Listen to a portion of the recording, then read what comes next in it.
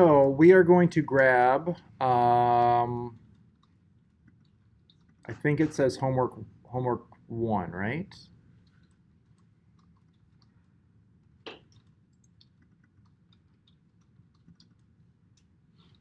Or class one, and it should look something like this. Is that right? Is that what you guys have?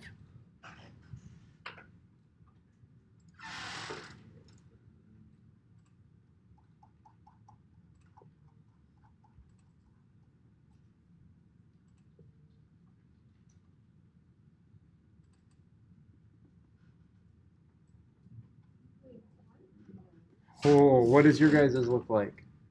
Like T1, T2, T3, T4. Okay, so we have something else. Let me download it here quick.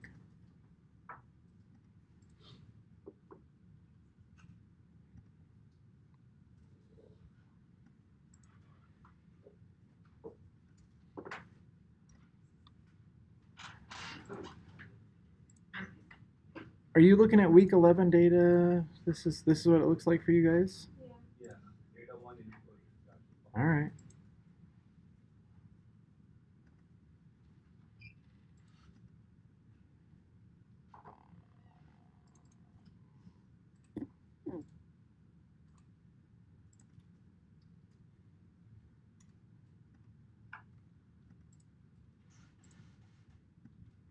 Oh, I wonder if I was in the wrong thing. Hold on.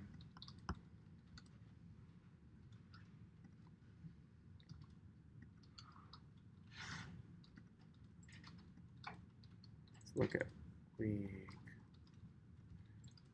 11.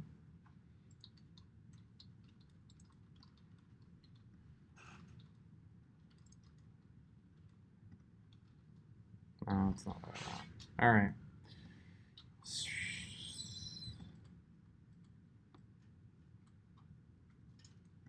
Mailbox, ARM3, week 10. What was this called in there? What did you guys have? HW1 or class 1? Class 1. Oh, that's not saving it the way that I want to save it though.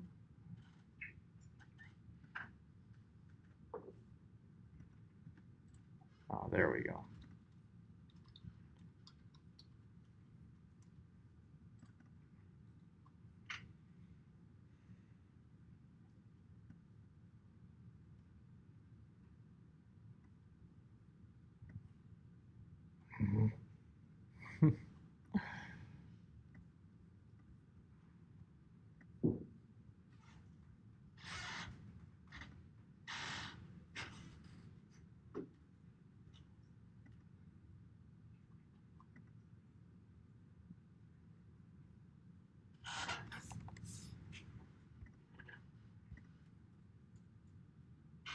Did I save that?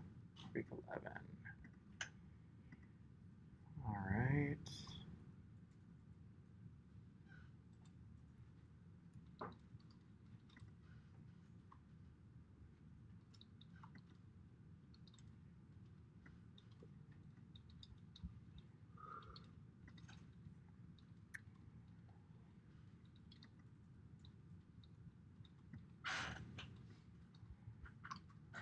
All right.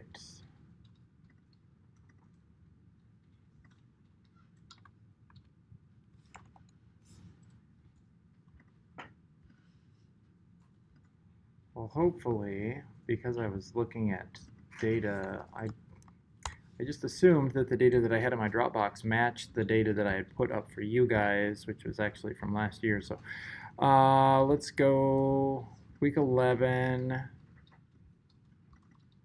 and class 1. Let's open that up. Oh, it is the same. I just had it named differently.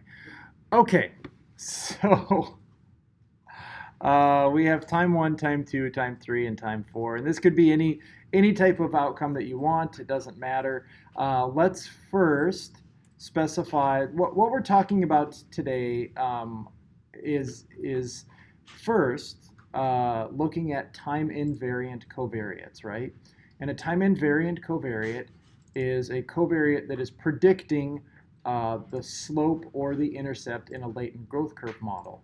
If they're predicting the intercept, then that talks about either the mean effect of that covariate on scores across time, or it depends on how you center your variables, right? It could also be the mean effect at the outcome, like the initial point, right? For this, we're going to look at the mean effect at the initial point, but let's do this first. Let's go estimator equals MLR, model,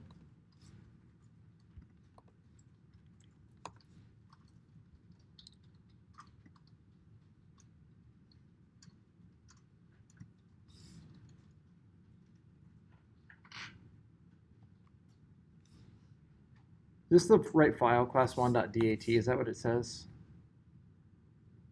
Or is it CSV? There's both. Yeah.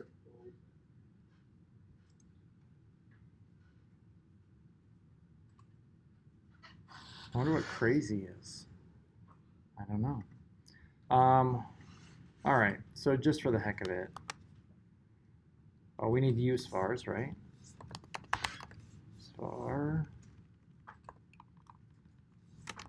R. Let's just do T1, T2, T3, T4. And let's just run this quick and make sure that it's accessing the data. It's not. We added a CSV, right? There's both in the.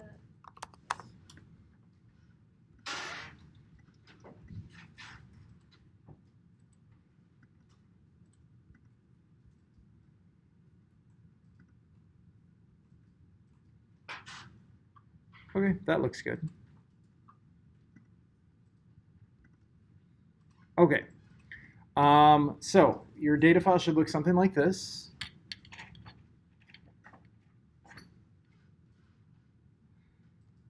And somebody help me out. How do we model this? If we want to do a latent growth curve model, what do we do? Something whatever that line is called. Okay. Monitoring, zero, T2 is 1, T2 is 0. Anything else? This is good for right now, right? We could go and change things up a little bit, but we don't really need to. Let's hit save. Are we all at this spot? Who's not at this spot yet? Quick question, just while we're waiting. When do you know the difference to use when you're doing like model difference testing for chi-square? Like when do you use the Sator-Bentler chi-square difference versus just doing it, regular? Yeah, so it'll tell you in the output, but if you use MLR or WLSMV or ULSMV, or there's a couple of other ones, but if you look in the M plus output, I'll run this in a second, and it will say like you can't use normal chi-square difference testing if you're using these estimators, and in those cases you'll use the Sator-Bentler one. Yep. So, are we all caught up now? Good to go? Small question into that, I don't know how relevant it is, but like when we do quadratic and we do chi-square test, just difference between linear and quadratic. So if there is a significant chi-square test, but the quadratic term itself is not significant, then will we assume the effect or not? That's a good question. That winds up being kind of a judgment call, right? Now, ideally, those two things always match up, but in the real world, they don't always match up. I think I'm not sure what I would do in that situation, right? It maybe depends on like how bad, like if the initial model fits poorly, and then I add a quadratic, and the quadratic improves model fit such that it no longer fits poorly, and there's a significant difference, but the quadratic slope is not statistically significant, you might have a case for including it then and saying like there is a quadratic effect here, that the quadratic effect wasn't statistically significant, but including it improved the model fit, and so that might be that might be the best way to model your data, right? Because that's what we're always doing, is trying to find the best way to model our data. So including that might be important, and then maybe you don't use it as a predictor or an outcome for anything, but it's there for you, right? Yeah. So I've never had that happen, but I could see it happening. It happens sometimes in multi-level modeling where we have like a significant cross-level interaction, and then you probe out those slopes and they're never significant, and so you're like, well, the interaction was significant, but at high and low levels it just like never seems to pan out to cross that arbitrary threshold that we set of 0.05, right? So, okay, we're all set. We're all here, right? Let's hit save. Let's hit run. So the first step when you're going to look at slopes and intercepts as outcomes is to run your model, run a basic linear growth model, and then evaluate the fit of that model before you've added anything in there. And this can provide a rationale for wanting to look at that piece of it. So model, here's our chi-square, that looks good. RMSEA looks good. CFI-TLI all look good. We can see that across time, we have a growth in slope, whatever it is, and our mean level, our intercept at time 0, right, at the very first time point, or time 1 here, is 0.616. Any questions over this? This is exactly the same data that we looked at last week, right? These slopes and intercepts should look like fairly. It should look fairly familiar. How? No, I'm not getting it. Oh, what's it say? I just want to make sure. It says that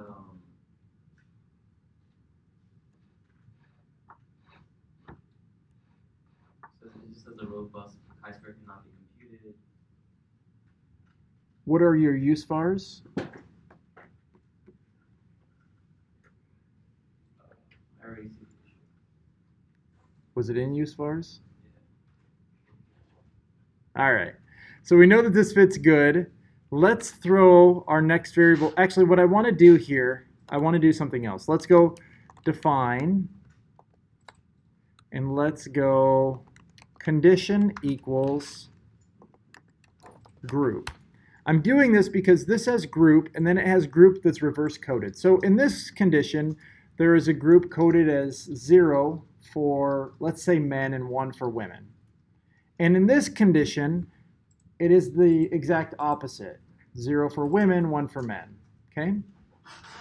So we're just going to code this as condition equals this, and then we're going to come down here, and we're going to put is on cond. Now what we're doing is we're saying that condition is now going to predict the intercept and it's going to predict the slope, right? The reason that we're doing this is because we have random variance in the intercept and random variance in the slope, and we're trying to understand whether or not we can predict some of that random variance by some non-random covariate, right? Like some non-time variant, time invariant covariate. Now, before we hit run, if condition predicts intercept, what does that mean? That means that whether you're a male or female predicts the changing growth over time. Nope, because I said predicts intercept. It's just the average level, like the level of time, average level of time. Time 1, is there a significant difference between men and women on whatever this outcome, impulsivity, we'll just call it impulsivity, right? If there is, that's equivalent to doing what type of test? A t-test at time 1, right? Absolutely. If condition predicts S, what does that say? Yeah, what is that? Yes, that there is a difference in trajectories across time for men versus women, right? Let's see if it predicts it. Spoiler alert, it's going to predict it. It doesn't look like my model ran, though I must have screwed something up. We didn't include cond. Yep, there we go. Put cond in there. That is a rookie mistake. In there too, Or No, because we've defined cond as a new variable Okay. using group, right? All right, so we are now predicting the intercept and slope using cond. We come down here, model fit, still looks good. In fact, I would say it looks better than it did before, right? And that is because we have added a new variable which does predict a significant amount of variance in both the intercept and the slope. So this coefficient right here is 0.994. That is condition predicting intercept. What is that? That's the difference in average level of whatever. Perfect. It's the difference, right? So if we look at I, our intercept of I is 0.096. What is our intercept? What does that tell us? What does that mean? That's the average level of impulsivity across both minimum and minimum. No. Because our covariate is coded to 0 and 1, that is our mean level in the 0 group, right? And then the intercept is the mean level when we move from 0 to 1. I mean, the effect on the intercept is 0.994. So that means that when we move to men or women or whatever it is, the one group, we see an increase from 0.096 by a value of 0.994, which would be, I don't know, yeah, 1.1. So, make sense? All right. We also see this effect right here, right?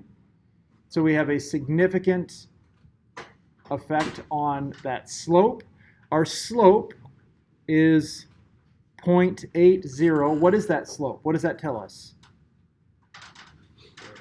The slope changes by, so basically there's a moderation effect. So if you change from men to women, the slope changes by 0.48 to the high level or movement from women with the end zero. Yes. So right now the slope is 0.800. Who is that for? The 0 group, whoever the 0 group is here. And when we reverse code it, it will increase, that slope will increase to what? So 0.8 plus 0.48, 1.281, right? Yep. And what will our intercept, or what will our interaction here change to? What will this value change to? Wait, where did you get the last value? Yeah, so right now, this slope is the slope in the 0 group. We understand that, right? This interaction effect is actually the difference in slope between the 0 group and the 1 group. And so you can actually just add this to this, and that will give you the slope in the 1 group, right? Yep. And we'll test that in just a second. What's going to happen to this coefficient when we flip this condition so that 1 now equals 0 and 0 now equals 1? It'll just be reversed, right? It will be negative. So it will be minus 0.481. Similarly, what's going to happen to this? It will be minus 0.994. And this will be what?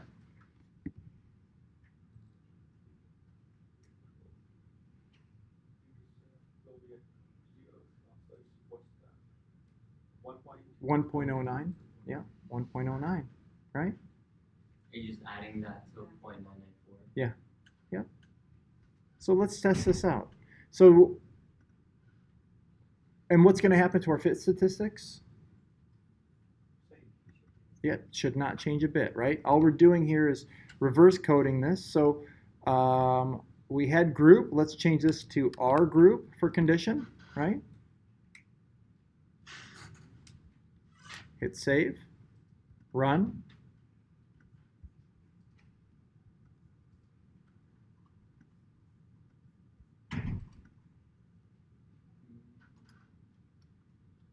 Fit statistics are exactly the same. Those two did become negative. They flipped signs just like we said they would. Now our slope is 1.281, just like we said, and our new intercept is 1.090, just like we said, right? So we've specified a latent growth curve model. We've then added a predictor on that latent growth curve model. The predictor in this case was a dichotomous variable. What happens if it's not a dichotomous variable? Actually, we'll come back to that. So you've got these values. What's the next step in this? What would be the next thing to do? Plot it out, right? Yeah. So I would actually, what I would do is I would make something like this. We have time 1, time 2, time 3, time 4. We have an intercept. We have a slope. We have our things like this, right? Then we have condition, predicting intercept, condition predicting slope, and of course we've got a correlation between these two things. And you find out that there is a significant difference here, right? In fact, on both of these. What you could do is you could do like a call out here, something like this, right? Where you then plot your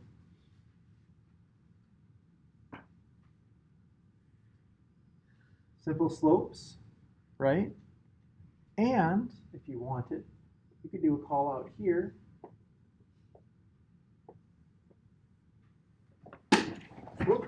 where you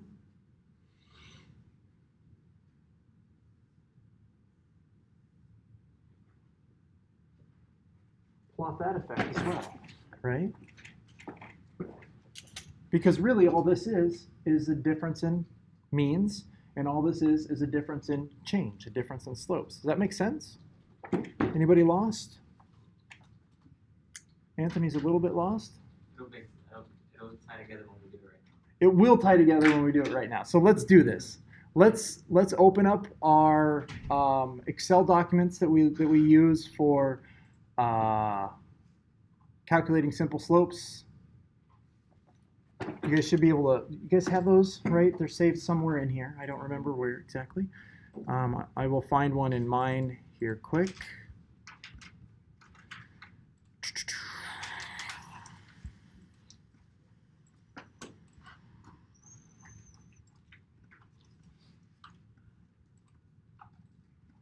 I think.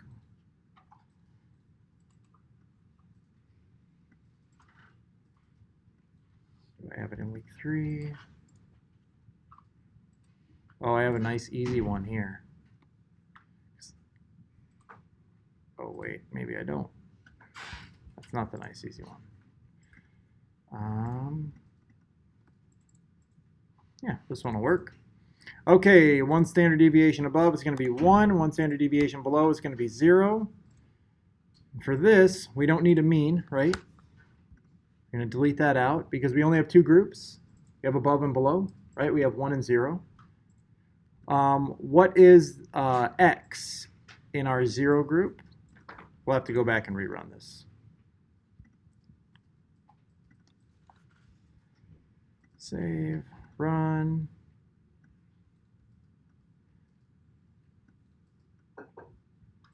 All right. By the way, I deleted that middle group out there, but you don't have to delete that middle group out.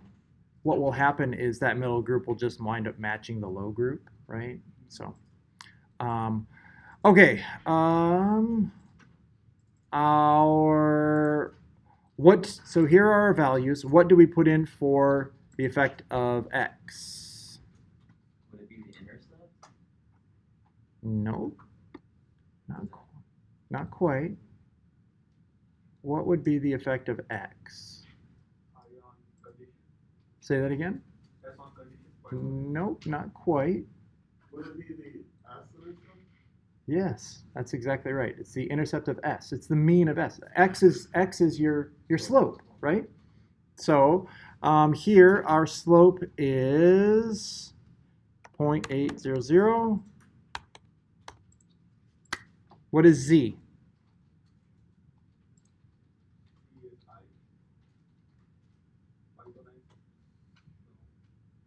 That would be 0.481. 0.481. No.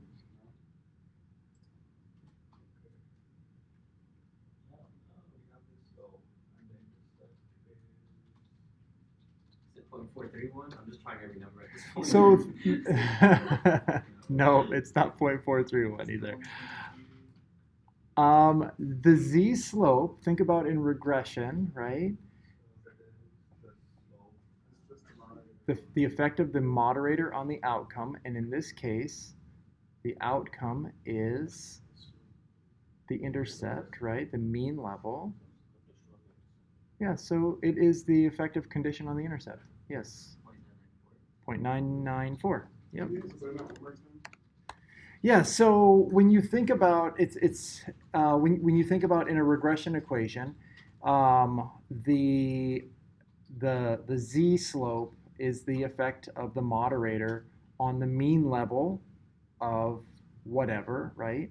X times z is the effect, technically, the effect of z on x, right? And so it maybe takes a little bit of mental kind of gymnastics to get to this spot. But the mean effect on all of these is the intercept, right? And then change is always the effect on S. And so the first one, the slope is really the mean effect of time on that intercept, right? Or on those values. And then Z just winds up being the average effect. X times Z is what? What variable?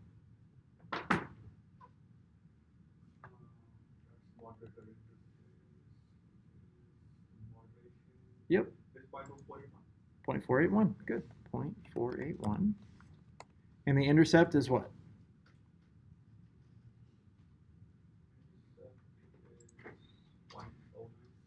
Oh, 9. 6. All right, let's have a look at our graph here. Looks kind of wonky. And do you keep the SDs the way they are?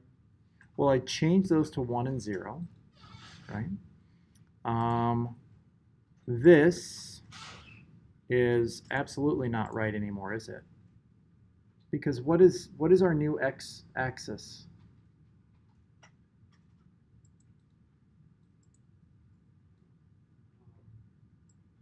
Do we need to have a look at this? Our x-axis is listed right here for us.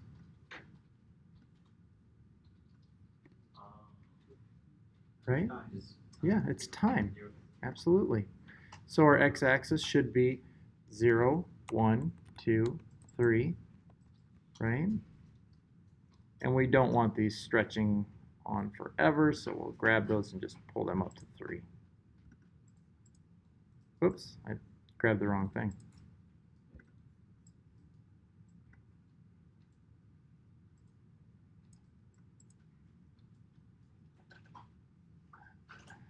That looks weird. Did I mess something up here?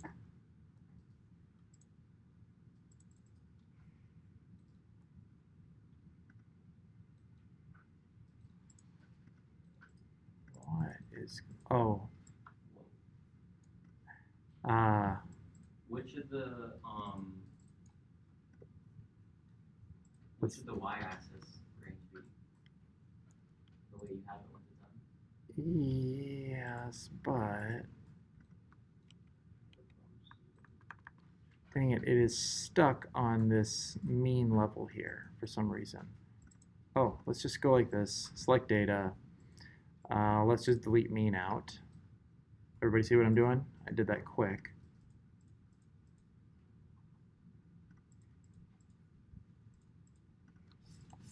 Did I not delete it out? Select data. Oh, you have to remove it like that. Sorry. There we go. All right, so that looks like that. And then for this, we can change this. We can see that our range here should be from 0.096 to 2.498, right? So let's go back, format access.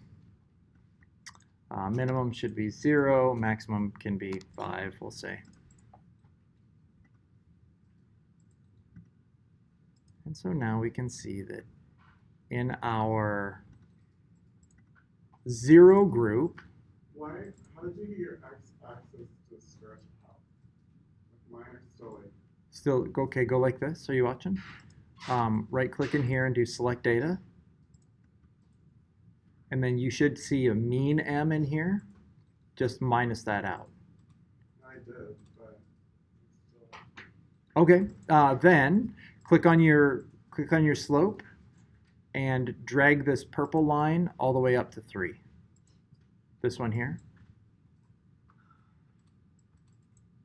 And do the same thing for the other slope.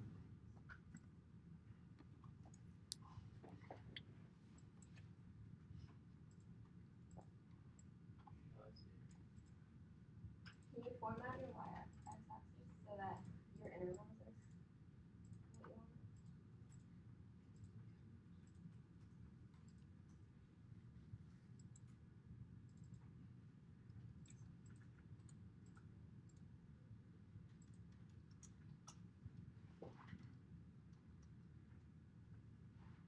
Did we get it?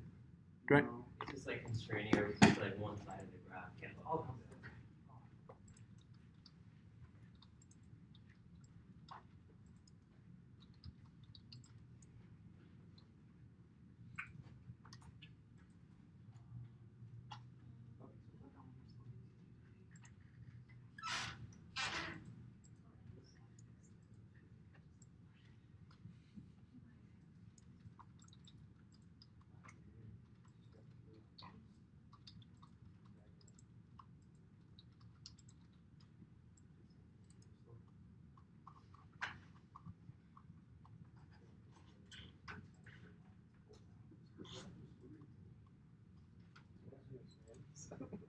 Mine is not that much. It's colored. Thank you. Okay, so that top line represents what?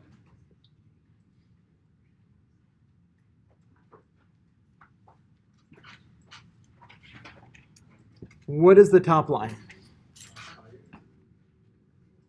Higher one, like one. Yeah, that is the one group, right? And the slope for that was what? Remind me? 1.281, I think, right? The bottom line represents the 0 group, and the slope for that was what? 0.8, which we've got right here, right? Like whatever this slope is, that should max this or match this. And so, what do those two slopes mean then? What does it mean for the 0 group? They have a weaker slope. They have a weaker slope, and at each time point, their average value increases by how much? 0.8. Yep. That means across the entire span of this, if they started at 0.096, we can go equals 0.096 times 1, 2, 3, 0.2, that does not look right. That would be like 0.8. I'm sorry, yeah, 0.096 plus 0.8 times 3, 2.496 is where this person should be at time point 3, right? And that's like the average. That is their average, yep. And if you look here, it matches perfectly, right? That's where they're at time point 3.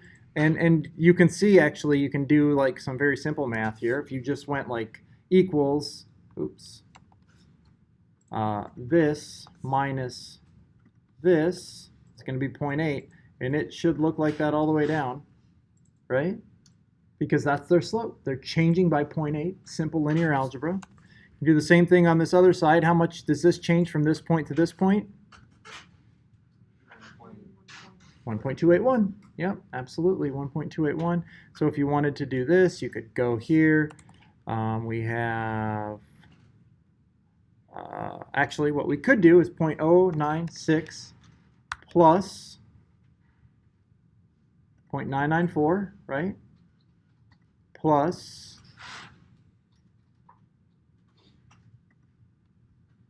if you really wanted to be wild with it, this plus 0.481 times 3, right? And this is where this person should be at at their final time point, right? Time point 3, and that is absolutely where they're at time point 3, right?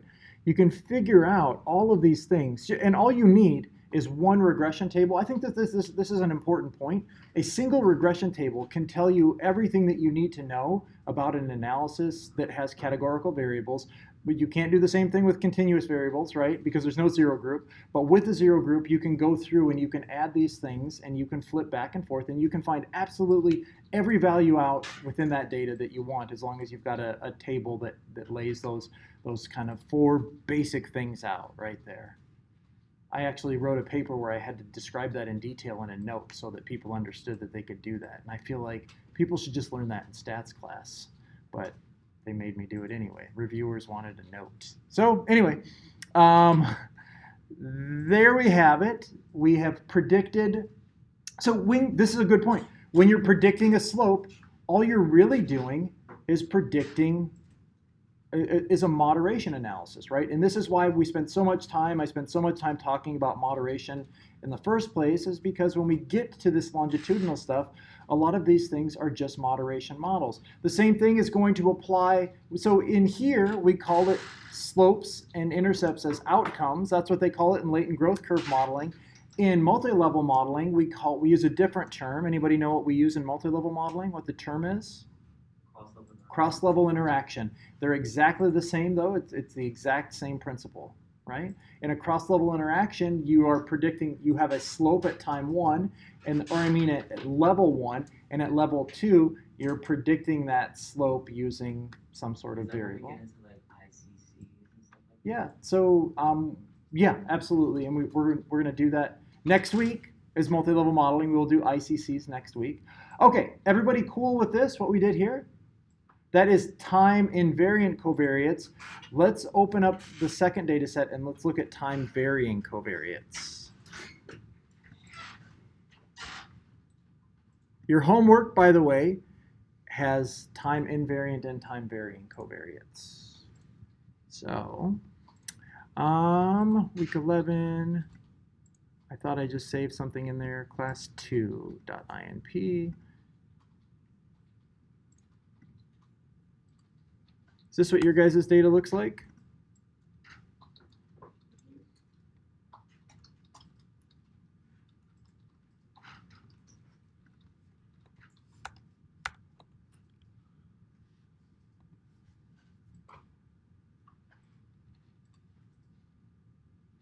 So last time we did this, now we have 2 different types of variables, right? We have x1 and x2, and x1 and x2 are no longer categorical. These are continuous variables. Let's go use var, and let's just put all of these variables in, and let's have a look at our data quick.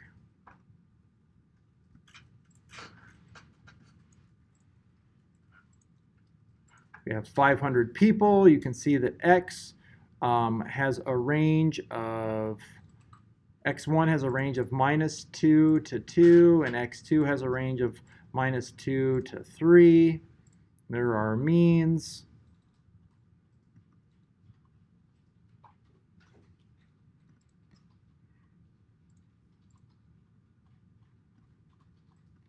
Okay, so back to our variables here.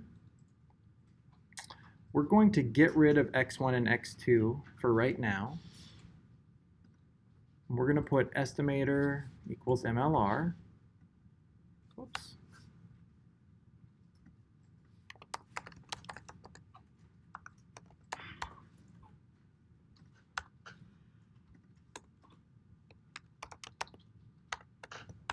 Model. So we have 2 ways that we can model this. One way is the way that you did with your homework this past week, where we model 2 growth patterns across time, right? And then we correlate that growth. But sometimes what we want to know is, what is growth across time controlling for some other variable at that time point, right? So in this case, we want to look at growth across time in t. Let's call t depression, controlling for level of stress, which we will call C at time 1, time 2, time 3, time 4. Okay, so we're going to do IS like we normally do. We're going to do T1, T2, T3, T4 at 0, at 1, at 2, at 3. That will give us our basic growth across time, right? But it does not partial out the fact that stress may vary across time as well, right? And it may impact your amount of depression at any given time point. And so we will put T1 on C1, T2 on C2, T3 on C3, T4 on C4.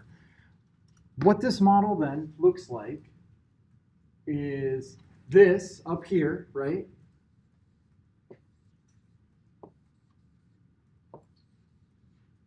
But this.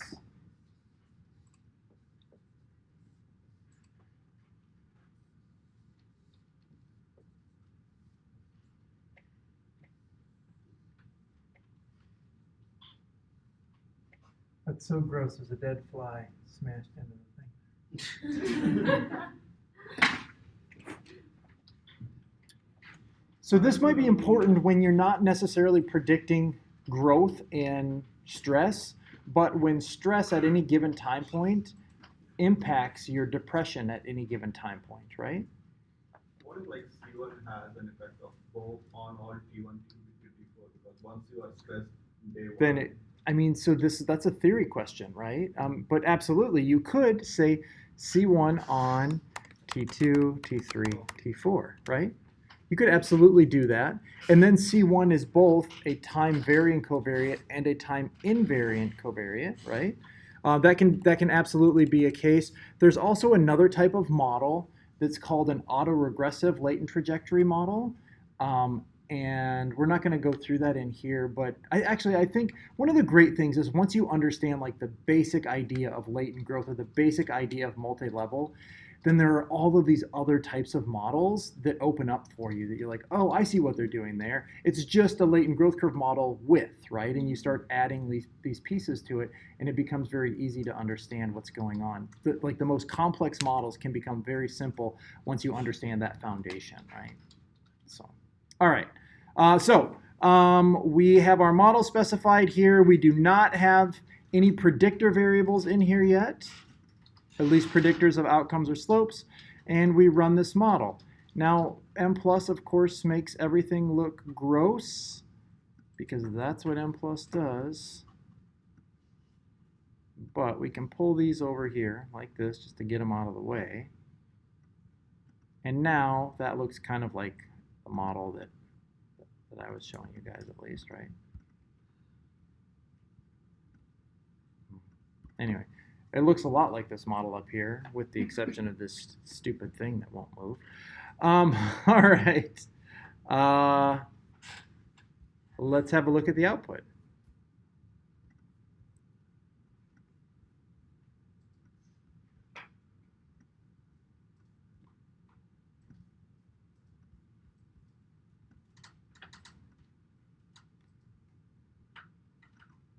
Uh-oh, it just froze up. Model fits pretty good. Imagine that. I use fake data and everything looks fantastic. You can see that at each time point, right, there's an association between that stress level and that level of depression. And it varies a little bit across time points, right? Like it's not the exact same thing at each time point. We have a mean level of stress as 0.62 and the slope as 1.050. This is actually what? That is the stress at time 1, right? Average stress at time 1.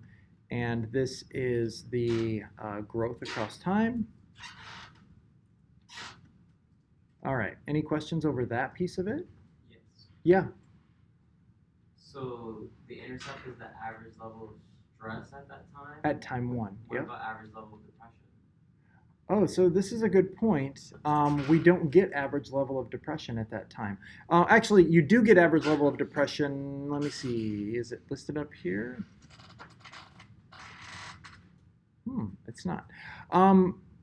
You can get average level of depression at each time point. Anybody know how you would do that? You just get like the mean standard deviation. Okay, so we can do that. Yeah, we can absolutely go like this, right? I've never actually tried this, so let's just give it a shot. C1, C2, C3, C4. That's saying like give me the average levels of these. Looks. Well, I'm sorry, was T stress or depression? T was Depression. depression. Right? That was our the one that we really interested Yes. So you were saying the intercept was the average level of depression, right? Yes. in. Okay, Did I you say said stress? stress before. Oh, I'm That's why I was sorry. confused. Oh, Yeah. gotcha. Okay.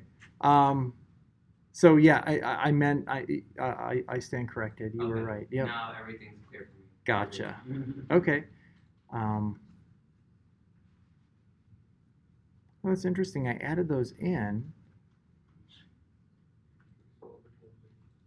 and it doesn't actually give me. Oh yeah, here's the means that I asked for. So those are the mean levels of stress then, right? By asking for them.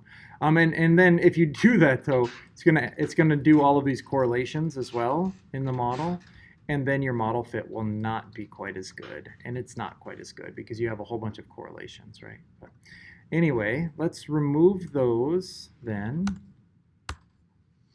And so now we've tested this model. We have tested a time-varying covariate model, right?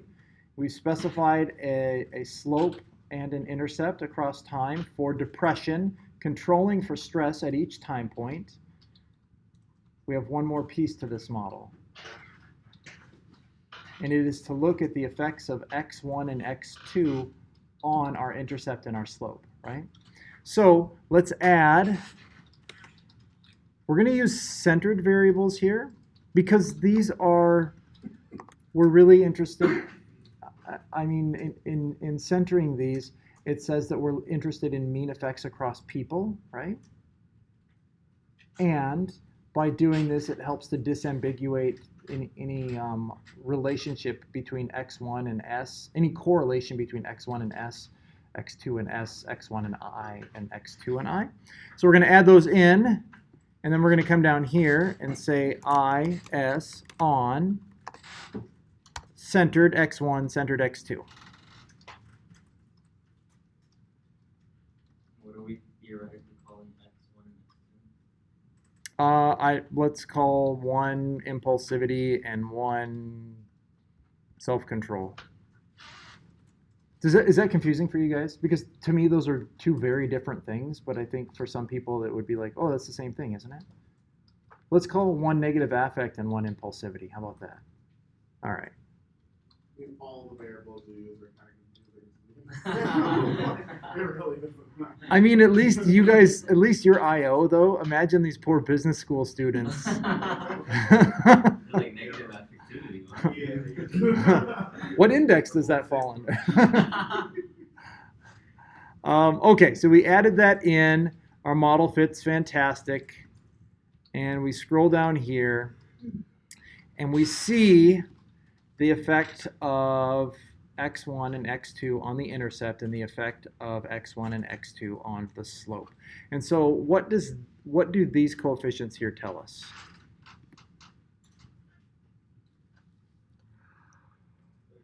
Changes as a function of those two variables. Yep. For every one value change in x1, we see an increase of 0.557 in the intercept at time 1 or time 0, right?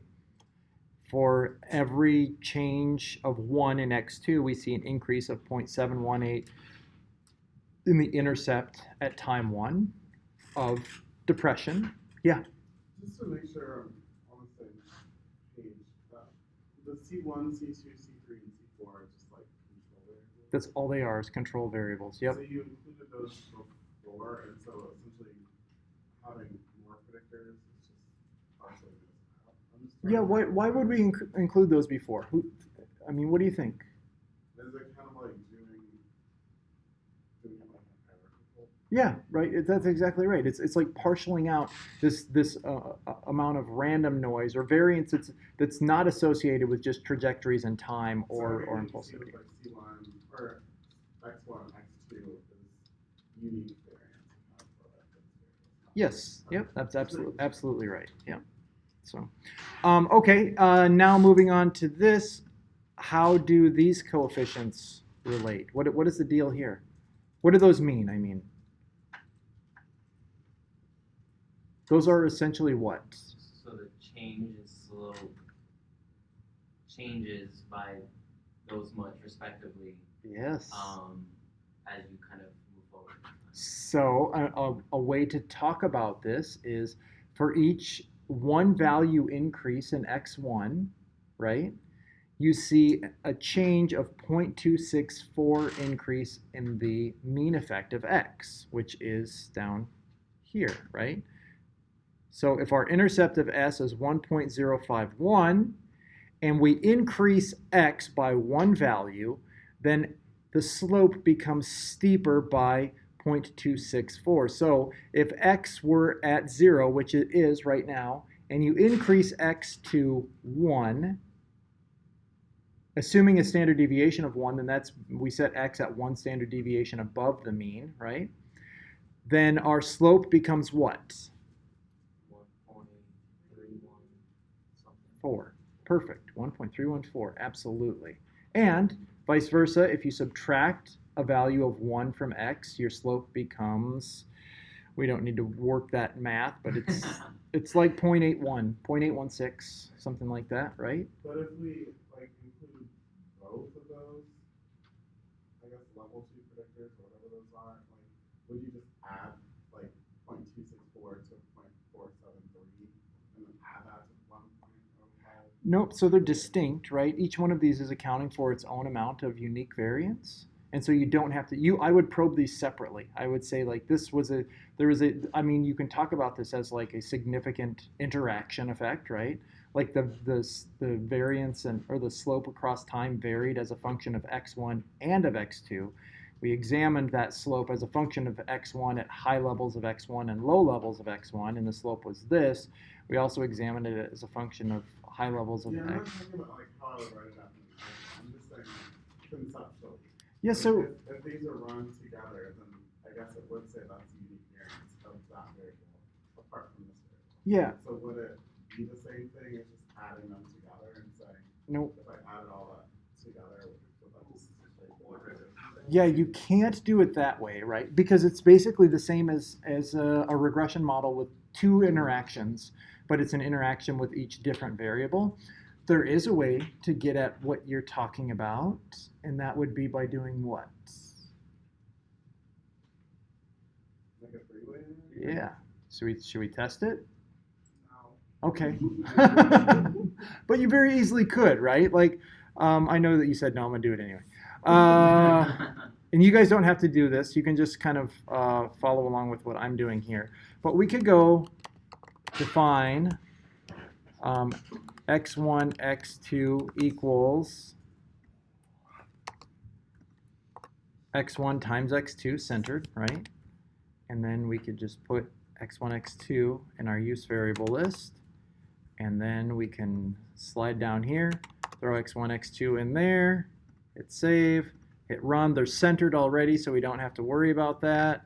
Let's see if I mess something up or if it actually worked. It looks like it worked. Still fits good. And there is a significant effect on the intercept, right? But not on the slope. And so you could go back and drop this one off of the slope, or you could leave it like this, and you could say, you could look at this in terms of high and low values, right? You could make one of these at like high value, low value, high value, low value, like +1, -1, +1 mean, -1 mean, -1 plus 1, right? Does that make sense? Yeah. So you could do that. You could do something like that if you wanted. But, yeah. I don't think that we need to go back and graph these, do we? I think we all understand how to do graphs. I will say you mentioned graphing the intercept. Yeah. Like the confidence interval bars. Yeah. Could you show how to do Yeah. How to include those? You bet. You have, let's go back to the other ones because it's a little bit easier.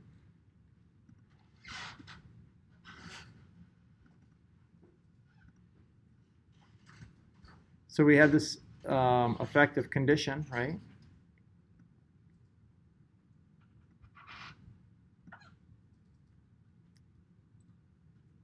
And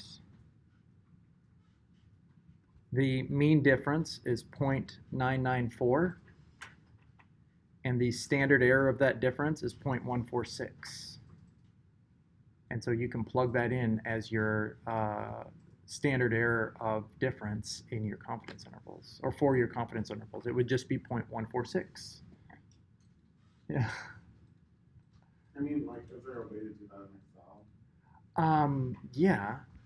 So in Excel, you can add error bars, and then it will ask you to put in after you add error bars in a, I don't want to make a whole Excel graph, but as one of the functions, it will say like add error bars, and then once you add error bars, if you right click, it will give you the option to like use the data or input your own, and you just input your own. Yeah.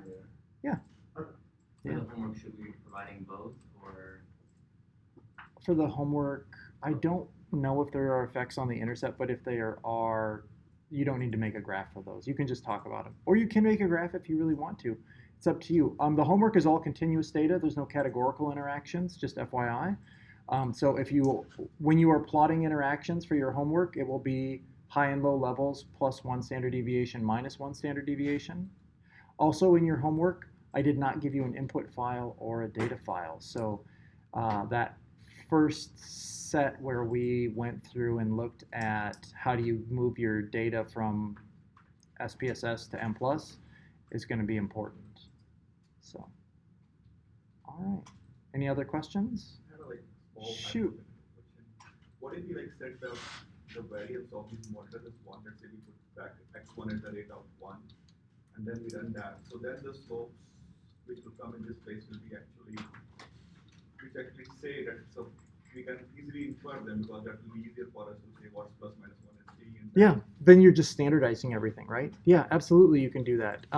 It might be easier actually to standardize your values before you move them over into M plus, so that they're z-scores, they're normal z-scores. But because then all of your coefficients, you don't have to fix the variance of S1 to 1 or I to 1.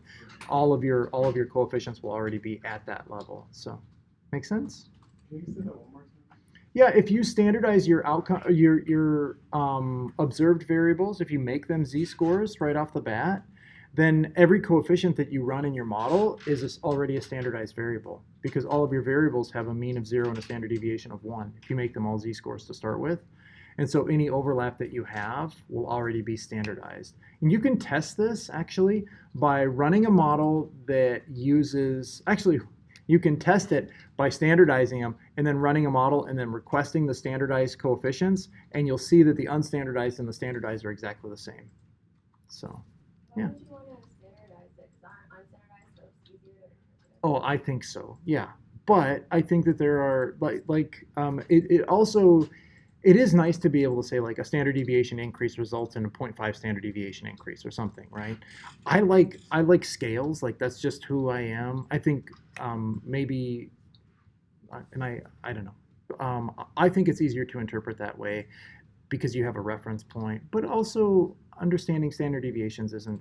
I mean, interpreting things in terms of standard deviation change isn't terrible either.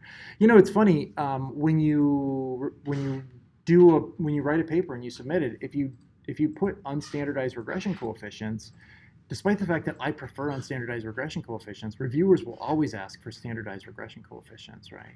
I shouldn't say always, but I get that all the time. Like, you should provide this. How does slope look like, and how does it? Yeah, like, and the nice thing about a standardized regression coefficient is it is an effect size, right? Like, it's an understandable effect size. You can square it, and it's a partial r squared. Like, it's easy to grasp, whereas regular coefficients are a little bit more difficult. Sometimes if you do a regular coefficient and you put like the t-value for that test of coefficient, or at least the standard error for that, then it makes it easier to understand.